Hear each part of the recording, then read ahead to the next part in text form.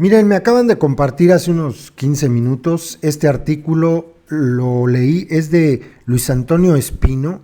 Luis Antonio Espino es, acá abajo viene, un especialista en discurso político y manejo de crisis. Yo nunca lo había leído, nunca había escuchado hablar de él, pero me parece que lo que redactó es muy interesante y muy acorde a lo que se está viviendo en México en los últimos días, sobre todo después de lo que pasó en Sinaloa.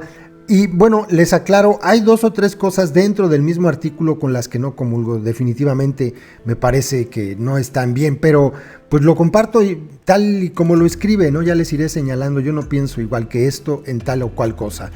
Pero miren lo que habla, ¿no? Es muy interesante. Él dice que incluso es un manual para el manejo de crisis de López Obrador, es decir, la manera en que procede el gobierno después de que se enfrenta a situaciones en las que tiene que actuar, pero ya. Miren ustedes, en la forma en que el presidente ha comunicado los hechos ocurridos, no solamente en Sinaloa, sino en varios lugares, el pasado jueves, específicamente en este, se reitera un patrón que se había ya mostrado en crisis anteriores durante el sexenio. Luego viene aquí una frase de Jason Stanley que, bueno, no sé, ahí ustedes verán. Si una sociedad está dividida, un demagogo puede explotar a su favor esta división, usando el lenguaje para sembrar miedo, atizar prejuicios y llamar a la venganza contra los grupos que odia. Intentar enfrentar esa retórica por la razón, o con la razón, es como usar un panfleto contra una pistola.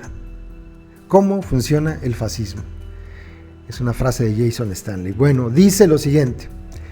La comunicación de López Obrador luego de los graves hechos de Culiacán consolida un preocupante patrón que ya se había mostrado en casos como Tlalhuelilpan, el desabasto de combustibles, las masacres en Veracruz y Michoacán y la confrontación con Estados Unidos por los aranceles y la migración. Este patrón tiene varias características que podrían conformar una suerte de manual de manejo de crisis de la era de la posverdad. Y luego cita aquí los 7 pasos, ¿no? Creo que son 7 o 6. Bueno, 1. Negar, minimizar, eludir. Díganme al escuchar esto si no encaja con lo que hace López Obrador. Lo primero que hace el presidente es negar que enfrenta una crisis. Tal vez encuentre en la negación un mecanismo de defensa psicológico que le da una sensación de control, o tal vez es parte de su estrategia, y negar la realidad le permite ganar tiempo. Cuando la crisis se hace evidente, se muestra confiado para transmitir que él puede resolverla, o, como ocurrió en Culiacán, eludir inicialmente su responsabilidad y decir que otros se harán cargo, el gabinete de seguridad, mientras él sigue con su agenda.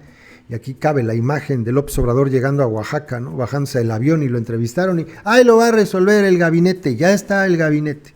2. Sustituir, esta es muy buena, miren, sustituir información con demagogia. Durante largas horas, el presidente y su gabinete no pudieron o no quisieron informar a la sociedad lo que estaba pasando, incluso para que ésta pudiera ponerse a salvo. Pero tuvieron absoluta claridad y firmeza para crear y difundir una narrativa demagógica según la cual el presidente evitó una masacre tremenda al ordenar que el ejército libere a un narcotraficante porque, a diferencia de los presidentes anteriores, él sí valora la vida de sus ciudadanos inocentes. A fuerza de repetición, el presidente y sus voceros hacen que la sociedad discute el tema en esos términos, usando la tríada división, desahogo y distracción. Y sí, si ustedes leen a los pejes sobre el tema de allá de Sinaloa, van a ver que siempre se refieren primero a esto, es que salvó vidas. ¿Qué querías? ¿Que hubiera muchos muertos? ¿Eso querías? A ver, yo también estoy de acuerdo en que no se haya, más bien en que se haya protegido la vida de los ciudadanos. Estoy completamente de acuerdo. El problema no es ese. Ahí creo que todos vamos bien. El problema es que los pejes quieren llevar la discusión a ese sentido para olvidar o distraer sobre lo que pasó realmente, lo importante, el pésimo operativo, que lo hicieron con las patas. Esa es la discusión. Lo demás no está en discusión.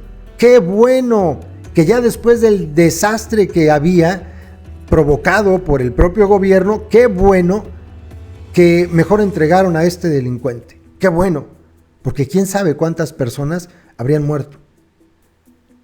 Ahí vamos bien. Dice el artículo, la triada, ¿no? División, desahogo y distracción. Aquí va a quedar más claro lo que comentaba. Lo explican mejor que yo, obvio. División, porque en vez de unirnos para buscar soluciones al grave problema de la inseguridad, el presidente nos divide en dos bandos irreconciliables. Los buenos mexicanos que lo apoyan porque quieren la paz y los malos mexicanos que lo critican porque quieren la guerra. Él nos divide en esos términos. Desahogo, porque al reemplazar la razón con emociones negativas, el debate público se convierte en una explosión de acusaciones, frustraciones y enojo dirigido contra los críticos y opositores a AMLO, no contra los criminales. No, pues ya a Ovidio no se le señala, se nos señala a nosotros. ¡Ay, ustedes quieren la guerra! A ver, espérate, yo nunca he tenido un arma en las manos para querer matar gente. Yo no soy el que quiere salir a enfrentarse al gobierno. Yo no soy responsable de muertes. No soy narco. No pertenezco a la delincuencia organizada. Y así como yo, la gran mayoría de los mexicanos. Nosotros no queremos la guerra. Nosotros queremos que se señale lo que pasó y obviamente no queremos a los criminales. Continúo. Distracción. Porque en vez de exigir que se nos hable con la verdad sobre el presente, aceptamos las mentiras como válidas y dirigimos la discusión al pasado. Al pasado, fueron los de antes. Lo que ayuda al presidente y a los funcionarios responsables de la crisis a eludir la rendición de cuentas. Esto es lo que yo les he dicho muchas veces. Si siguen aplaudiendo todo lo que ocurre en el gobierno, todo, ellos encuentran en ustedes un nicho perfecto para seguir actuando como están actuando. Al fin y al cabo tiene a 30 millones que lo van a defender. Entonces los funcionarios responsables pues pasan por alto y se elude la rendición de cuentas a la que están obligados. 3. Deslegitimar a los medios de comunicación. En esta ocasión, el presidente trató de manera prepotente a un reportero del diario Reforma, que cuestionó su estrategia de seguridad y llamó al periódico un medio opositor, con el fin de deslegitimarlo ante sus seguidores. Bueno, pues ahí el Reforma da muchas de cal por una de arena. A veces publican buenas cosas. Les he compartido aquí columnas que me parecen interesantes. La gran mayoría de lo que escriben en Reforma, pues no me gusta, simplemente. Pero, pues ya decir que el periódico es su oposición, está muy grueso, ¿no? En fin, se supone que la oposición son los partidos. Los medios van a existir y van a hacer publicaciones de acuerdo a lo que creen, a lo que es, pues no sé, su estrategia de venta o a lo que pues ellos publican, su línea, su corriente ideológica. Siempre van a existir y siempre ha sido así en todo el mundo. En todo el mundo. Número 4. Intimidar a los críticos y opositores. En palabras de la dirigente del partido en el poder, la Citlali, la oposición no tiene derecho a opinar y no puede criticar. Esto lo dijo en un video que creo que lo vieron, aquí lo subimos. Cállense, ustedes no tienen derecho a opinar. Chido. En redes sociales, el Stephen Bannon mexicano atiza el odio contra teorías de la conspiración, poniendo a narcotraficantes y a opositores a AMLO en el mismo saco. Y pues no, hay una gran diferencia, pero completa. La gran mayoría de los mexicanos, incluidos los opositores al PG, pues no son delincuentes. Entonces en el mismo saco no caben, no cabemos en este caso. O sea, yo les insisto, yo nunca he tenido un arma, yo nunca he asaltado, yo nunca he estado en un cártel, y así como yo, pues la gran mayoría de los mexicanos, y nos ponen en el mismo saco. El objetivo, dice, es desmoralizar a la oposición. 5, y esto es bien interesante. Estas son las falsas tautologías de las que yo les he hablado tanto. y a las que recurren todos los pejes. O es blanco o es negro, ya, o sea, no hay nada intermedio, solo es blanco o negro. O adoras a mi santo patroncito o eres del PRIAN, ya, o sea que tú piensas que el mundo es dual y los que no están del lado tuyo, pues es porque seguramente están del otro lado, del otro único lado que existe. Pues no es verdad. Dice, plantear falsos dilemas y manipular el lenguaje para confundir. Se culpa al gobierno por no impedir la muerte de cientos de personas en Tlahuelilpan. Las oposiciones para el presidente, las opciones para el presidente eran represión o resolver las cosas de fondo. O sea, otra vez, falsos dilemas, ¿no? Cuando se le cuestiona por qué no defiende a México ante Trump, él dice que solo hay balandronadas o prudencia. No hay otra opción, ¿eh? Esas dos y ya. Si hablamos de seguridad, en el menú presidencial solo hay masacres o pacificación. Ya. O sea, no existen otras posibilidades, ¿no? Ya. Esto le permite esconder decisiones negativas debajo de palabras positivas que apelan a valores. Porque obvio, es mucho más chido decir, somos prudentes. ¿O no? Fuimos prudentes. Nosotros queremos la paz. Y queda detrás lo provocado, ¿no? 6. Tomar decisiones en función de sus intereses políticos. El presidente ha dicho en otras crisis que ha ocultado información muy delicada al público para que sus adversarios no tengan la oportunidad de criticarlo.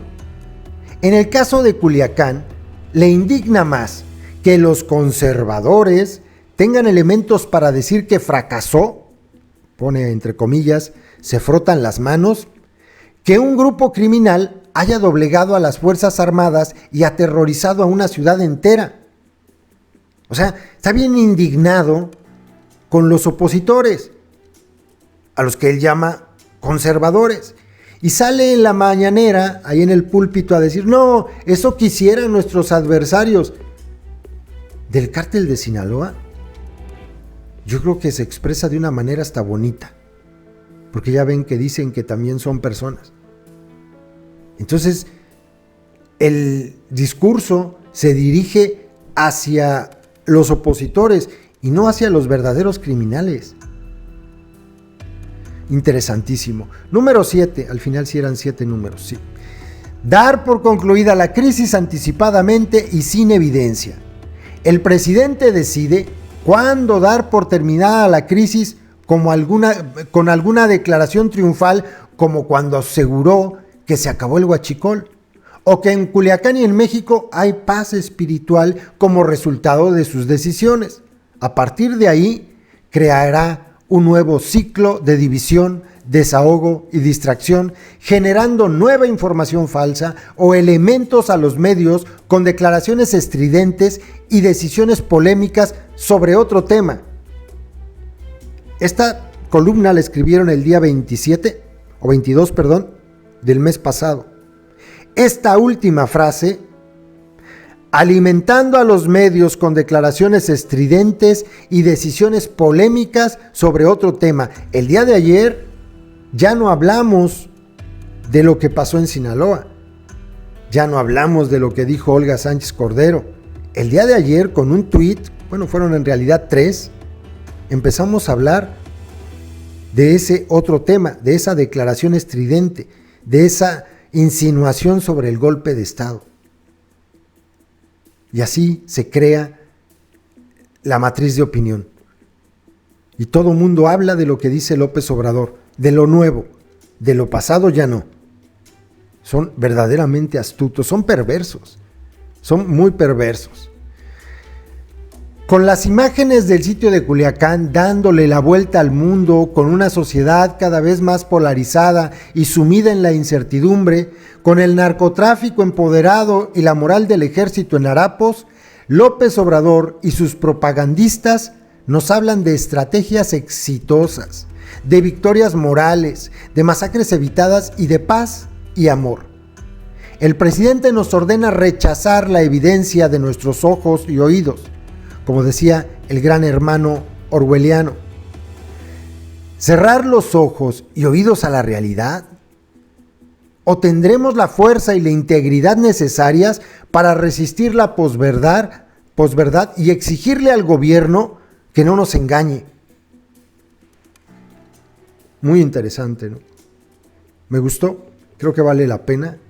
Ahí lo pueden buscar en Letras Libres. Ahí está el título, el manual del manejo o de manejo de crisis de López Obrador. En fin, muy interesante. Yo ahí se los dejo, a ver qué piensan ustedes. Saludos.